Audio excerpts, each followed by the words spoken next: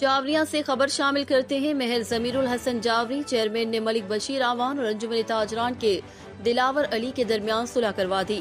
सुलह की तकरीब में डीएसपी राना मोहम्मद इकबाल, महर मोहम्मद उस्मान जावरी, ब्यूरोक्रेट मलिक एजाज आसिफ आवान, एडिशनल सेशन जज महर हाजी मोहम्मद अमीर जावरी, मलिक नवाज आवान, मलिक फिरोज आवान, राजा अकील अहमद, शहरियार भट्टी, ख्वाजा मासूम, महर हाजी मोहम्मद रियाज जावरी, महर हाजी मोहम्मद आसिफ जावरी, महर मोहम्मद ताहिर जावरी, नंबरदार गुलाम अब्बास भट्टी, हाजी मोहम्मद शबीर भट्ट, डॉक्टर जफर अब्बास, सेठ मुमताज अंजुम समेत मौजूदीन इलाका की कसीर तादाद ने शिरकत की।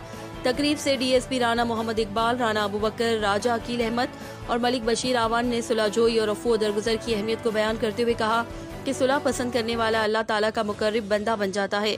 मुआशरे में क़याम अमन के लिए बर्दाश्त और सुलह के किरदार को फरामोश नहीं किया जा सकता।